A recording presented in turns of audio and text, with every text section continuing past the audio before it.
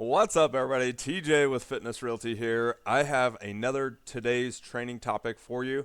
But before we get into that, today's quote of the day: conflict cannot survive without your participation, from Wayne Dyer. I don't know how true that is right now. I mean, that is just so relevant in today's political atmosphere. So we're not going to go down that rodeo. But let's get into today's training topic, which is all about practicing good listening and communication skills. So in our team, we really try to promote good listening skills and good communication. Obviously, that doesn't always happen, but we try to do our best. So I wanted to give you guys one of the best skills to have for each and one tip for each of those. So as you can see up here on the screen, we've got the best listening skill is active listening. So the best tip for this is to paraphrase. So something like, so what you're saying is, or one of the ones that I like to use is, so what I'm hearing you say is, whatever that is. And then something else that really kind of helps me with active listening is to use a phrase that's called, help me understand what you mean by blah, blah, blah, blah, blah. That's one of my favorites because a lot of times when somebody gives you or is communicating with you, if they drop this big idea on you, sometimes that's really hard to navigate. And you're like, well, I don't know what you mean by that.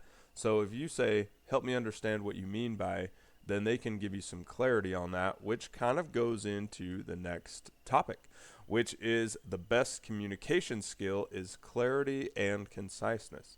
So, the best tip for communicating is think before you speak, which is really hard to do in today's society. I know.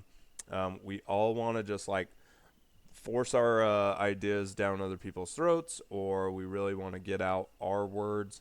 Something that I like to do when I'm in like a big room of people, I try to, as much as I can, be the one that is listening. So I will ask a lot of questions. I will ask people to help me understand whatever they just said, which that phrase is just so fun. Like if you run out of things to say, help me understand what you mean by whatever they just said can open up some room for you to think, can open up some more dialogue. It really kind of gets the conversation going. But thinking before you speak, that is so big. And in eliminating filler words, I know I just said so that just is crappy. Anyway, and then keeping it simple. So the KISS method, keep it simple, Simon. We're not going to say that on this channel. Just kidding. Anyway, you guys know the KISS method, keeping it simple. And for communication, that is key. So these two things, I really have tried to focus on this with my kids. I've been trying to focus on it more with our team as I try to understand what they're going through. I know that the market's kind of hard, and so it really is difficult to navigate. And so I know that these two topics and these two tips are going to help you out with your active listening and your communication skills. All right, we'll come back for tomorrow's topic, and I love you guys. We'll see you next time. Bye.